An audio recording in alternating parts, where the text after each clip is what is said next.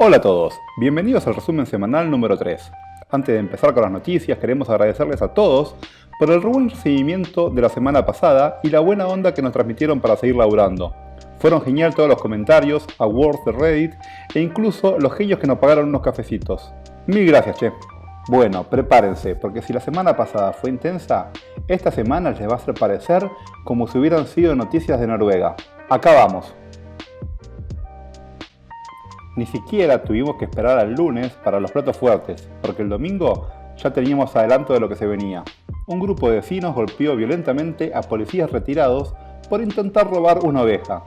La violencia por parte de la sociedad, como lo pudimos ver en semanas anteriores, con los repartidores de comida que iban a recuperar una moto robada, no solo manifiesta el hartazgo latente de las personas, sino también la falta de accionar policial. Conocimos al político Cupa, Federico Fagioli, un diputado nacional por la provincia de Buenos Aires, quien desde hace varios años vive en el barrio Polo Unido, surgido de las tomas de un terreno en el partido del Almirante Brown. Su excusa era esto o quedarme en la calle.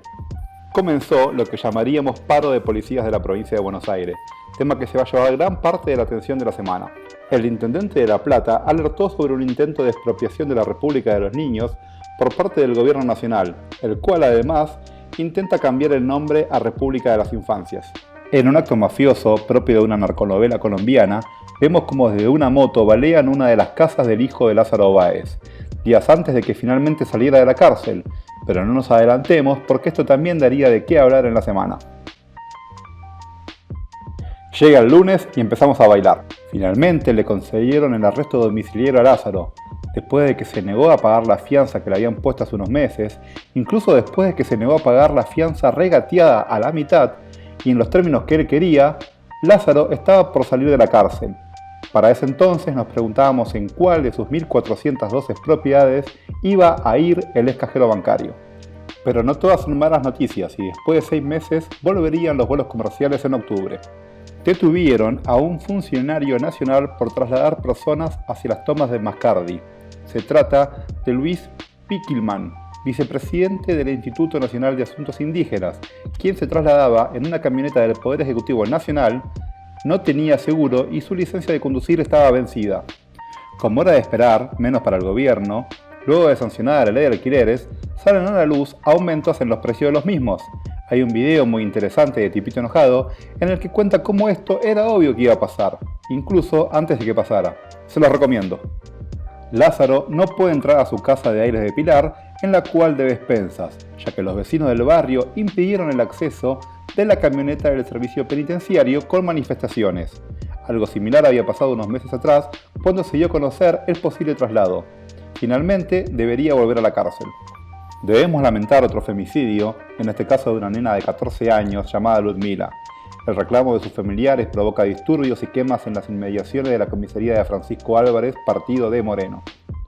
Finalmente, la ciudad de Buenos Aires anuncia que comenzará a hisopar a los contactos estrechos de los infectados con COVID-19. Es increíble que esto no se haya hecho desde el día 1. Sobre el final del video vamos con las estadísticas y hablaremos más del tema. En un caso similar al de la semana pasada, en la que un camionero no fue atendido mientras sufría un preinfarto por los protocolos, muere un folclorista al no ser operado a tiempo bajo la misma excusa. El PAMI pagará una cirugía de aumento de mamas de una persona autopercibida mujer.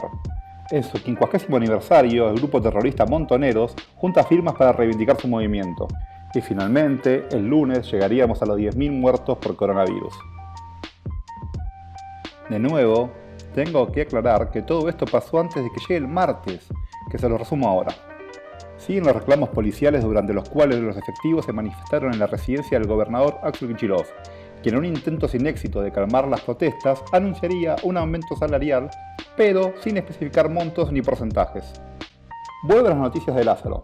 Mientras todos los medios se preguntaban por qué el día anterior se había hecho el traslado a esa hora y no en el horario habitual matutino, incluso insinuando una interna entre Báez y Cristina, nos enteramos que el gobierno denunciaría a los vecinos del barrio Aires del Pilar por no dejar ingresar al dudoso empresario.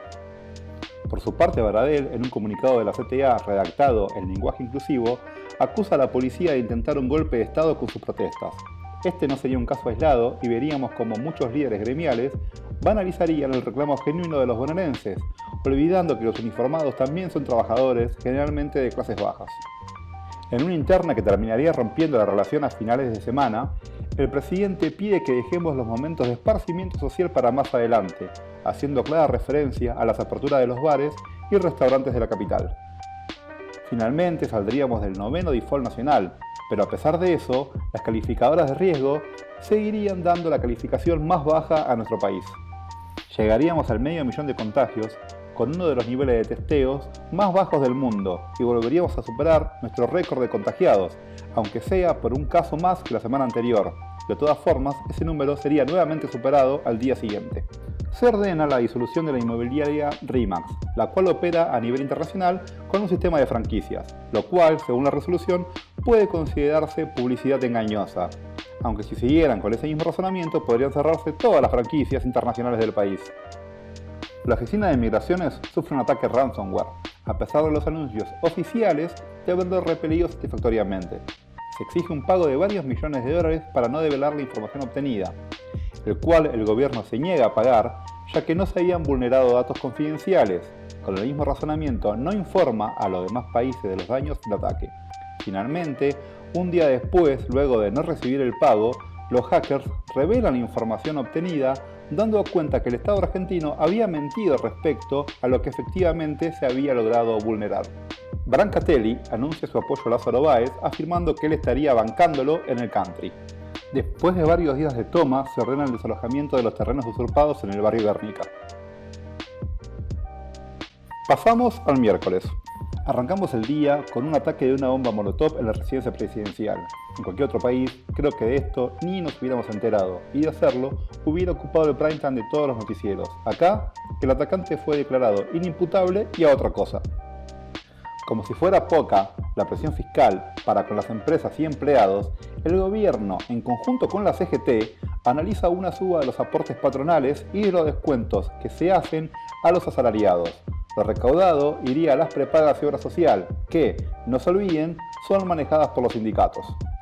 Después de la bochornosa no sesión de la Cámara de Diputados de la semana anterior, los congresistas finalmente acordaron las sesiones mixtas para los proyectos conflictivos. Todo esto había ocurrido antes de las 9 de la mañana, momento en el cual veíamos a un oficial de la bonaerense trepado a una torre con intenciones de suicidarse si no se resolvía el conflicto social. Afortunadamente, el uniformado depuso de su actitud y fue contenido por bomberos y médicos. Luego empezarían a circular las fotos del mismo acompañado de Delía, Magario y otros funcionarios kirchneristas. Por su parte, Alberto Fernández manifiesta que los conflictos no se resuelven encerrados en patrulleros y tocando bocina. Para ese entonces, las manifestaciones policiales empezaban a rodear la residencia presidencial.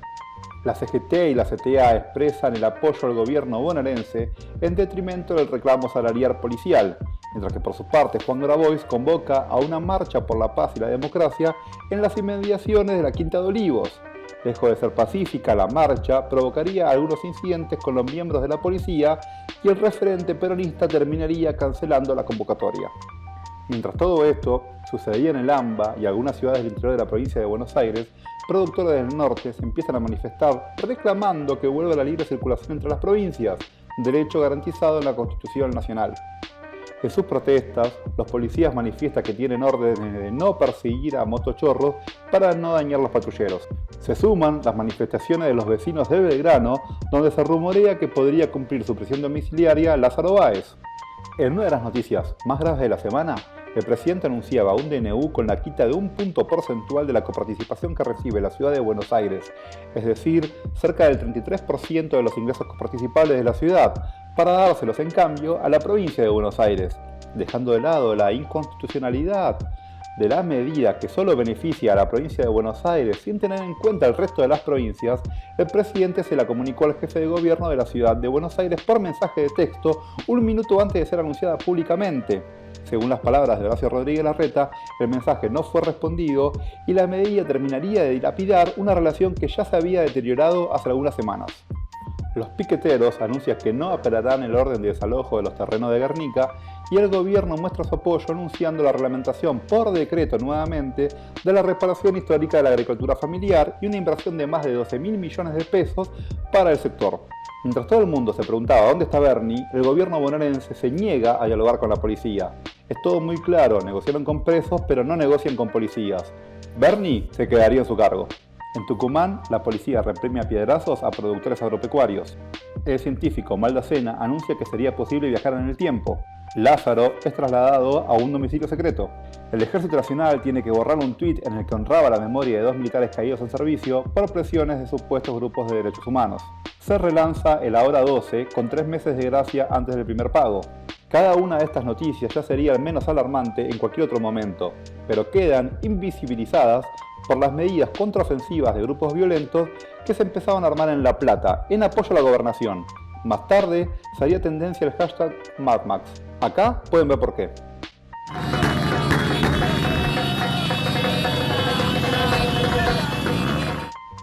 Si no entendieron lo que cantaban, les digo, al Puli lo quiero, lo vengo a alentar. El Puli no es más que el Puli Medina, hijo del Pata Medina, ambos líderes de la UOCRA, que estaban encarcelados en Ezeiza por asociación ilícita, extorsión reiterada y coacción agravada, pero en febrero fueron beneficiados con prisión domiciliaria. Si les suena el Pata Medina, fue el que dijo que Macri tenía que estar colgado en la Plaza de Mayo. Llega los jueves y que venga un poco de tranquilidad, por favor. Y sí, la tranquilidad llegaría. Kicillof, luego de criticar a la gestión de Vidal, anuncia cómo repartirían el dinero robado a la ciudad de Buenos Aires, dándole aumento a los policías, lo que haría levantar la protesta a pesar de que los aumentos estaban lejos de lo que habían reclamado inicialmente. Aparece Bernie en una nota en Radio Mitre, donde afirma que se sancionarán a aquellos que manifestaron durante la protesta, a pesar de que se había prometido justamente lo contrario. Si encuentran la nota se las recomiendo que la escuchen, ya que nunca había visto a Bernie tan acorralado y tartamudeando. Detienen a uno de los vecinos del barrio Aires del Pilar por los incidentes en el intento de traslado de Lázaro Báez. En una conferencia de prensa, Horacio Rodríguez Larreta anuncia el estado de emergencia de la ciudad de Buenos Aires por la quita repentina de fondos y denuncia el quiebre del diálogo con las autoridades nacionales. Del mismo modo, informa que irá a la Corte a reclamar por la medida unilateral e inconstitucional. Pero la tranquilidad duraría poco. En una noticia que tuvo poco alcance en los medios de comunicación, detienen a Eduardo Prestofelipo, más conocido como El Presto. Esto es realmente preocupante. El motivo de la detención fue la supuesta resistencia de la autoridad en un allanamiento que realizaron en la casa del periodista por una amenaza en contra de la vicepresidente, que el mismo Presto ya había desmentido. Hace unos meses los periodistas estaban revolucionados porque supuestamente iban a poner preso a Majul o a la Nata, cosa que no pasó después de que todos los medios se unieran en un grito por la libertad de expresión. Lamentablemente no mostraron su apoyo por un periodista independiente de la misma forma, pero pudimos ver importantes manifestaciones y el hashtag Liberan al Presto llegó a ser trending topic número 2 a nivel mundial. Una de las manifestaciones nos dejaría un discurso emocionante de Álvaro Ciccarelli. Acá le dejamos un poquito del mismo, pero en el canal de Peroncho pueden verlo entero y con subtítulos. Y finalmente llega el viernes, que sí, fue tranquilo. Santa Fe retrocede de fase luego del incremento de los casos. Se anuncia la importación de 400 millones de billetes de 1.000 pesos de Brasil. Los billetes importan, los libros no. Liberan al Presto. El Banco Central vendió 300 millones de dólares para hacer que la suba semanal del valor de la divisa no fuera aún mayor, incluso con el cepo. Antes de pasar a los números del COVID, queremos compartirles algunas noticias que no son del carácter de ese resumen, pero que son tan buenas que no pudimos dejarlas de compartir. En Berazategui, 2 adolescentes alcoholizados robaron un colectivo y lo chocaron contra una panadería. Intentaron abrir a martillazos una granada. Los empleados de un taller de Corrientes Capital intentaron desarmar un artefacto explosivo sin saber que era tal, ya que pensaban que en su interior habría oro escondido. Tuvo que intervenir el dueño del taller, quien llamó a la policía. Detuvieron a un hombre que iba a 100 km por hora por la Panamericana. El motivo de la detención no es el exceso de velocidad, ya que la misma estaba permitida, sino porque lo estaba haciendo en un monopatín eléctrico. En el límite entre Corrientes y Entre Ríos detuvieron a un hombre el cual decía llevar un ciervo en su baúl, aunque en realidad lo que llevaba era un ex miembro de una fuerza de élite de Ucrania. Y ahora sí, pasando a los números de COVID, esta semana fue la peor en lo que va de la pandemia. Si bien podríamos decir lo mismo de cualquier semana, ya que desde la 1 de junio, que cada semana supera a la anterior en cantidad de contagiados, en esta tenemos números realmente alarmantes a nivel mundial. Los contagiados nuevos de esta semana fueron 73.823. Si hubiéramos tenido esa cantidad de casos en total, es decir, desde el comienzo de la pandemia, estaríamos número 45 a nivel mundial. En tanto, el número de fallecidos ascendería a 1.525. Análogamente, estaríamos en la misma posición a nivel mundial en cantidad de fallecidos. La mayoría de los días estuvimos cuartos en contagios nuevos, solo después de Estados Unidos, India y Brasil, que manejan unos números totalmente distintos al resto de los países. Pueden chequear toda esta información en worldworldmeters.info/coronavirus. A su vez, si contamos la cantidad de contagios y fallecidos por millón de habitantes de la última semana, estaríamos número 1 a nivel mundial.